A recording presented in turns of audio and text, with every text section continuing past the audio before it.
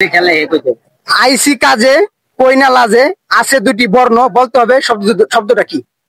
আইসি কাজে কইনা লাজে আছে দুটি বর্ণ বলতে হবে শব্দটা কি? দুটি বর্ণ দিয়ে সেই শব্দটা আইসি কাজে কইনা লাজে এই শব্দটা কি? গরুর দুধ দোহানো। গরুর দুধ দোহানো। গরুর দুধ দোহানো শব্দটা বলতে কতটা শব্দ অক্ষর আছে? দুইটা শব্দই। হ্যাঁ আমি বললাম দুইটা বর্ণ। দুধ দোহানো। বাথরুমে গেছিলাম কয়টা শব্দ? দুইটাই তো। তিনটা। অন্য কিছু চিন্তা করেন, কাছাকাছি ছিলেন। মুত পেশাব। আইসেন কাজে বলেন না লাজে, সেটা বুঝতে হবে। ভাই গরুর দুধ দোহানো। গরুর দুধ দোহানো, দোহানো শব্দ কয়টা? কাছাকাছি আছেন কিন্তু উত্তরটা সঠিক ভাবে বলতে পারতেছেন না।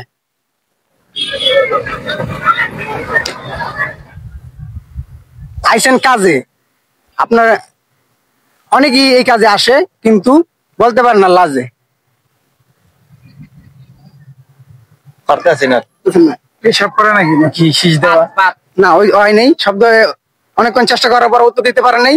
সঠিক উত্তর কি হবে আপনারাই বলে দিন। প্রথমে খুলে তারপর টিপে তারপর লাগায়, জিনিসটা কি?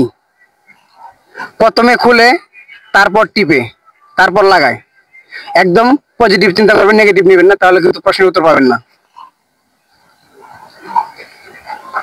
এদিকে বলতে চেষ্টা করেন, পারবেন, অবশ্যই পারবেন। এটা কি কোনো ফল? ফল মানে কিভাবে মিলাইতে হবে? প্রথমে খুলে তারপর টিপে তারপর লাগায়। মানে এটা কি কোনো ফল? যেমন একটা ফল আছে টিপা ফল, মানে তিনটা জিনিস মিলাইতে হবে। এখানে তিনটা শব্দ বলছি আমি, যে প্রথমে খুলে তারপর টিপে তারপর লাগায়।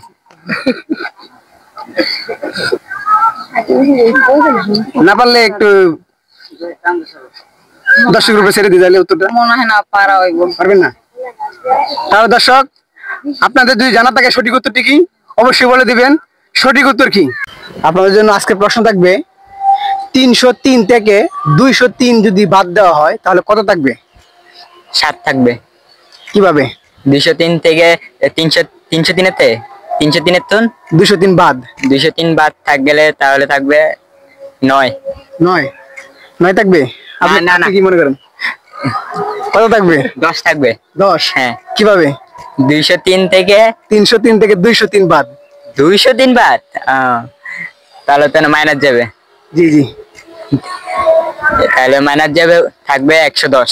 110 মানে তো দর্শক, ওরা বলে যে 110 থাকবে। প্রথম বলছে 7, 10, এখন বললো 110 থাকবে। তো সঠিক উত্তর কিন্তু নিতে পারলাম না। তো সঠিক উত্তর কি হবে আপনারাই বলে দিন।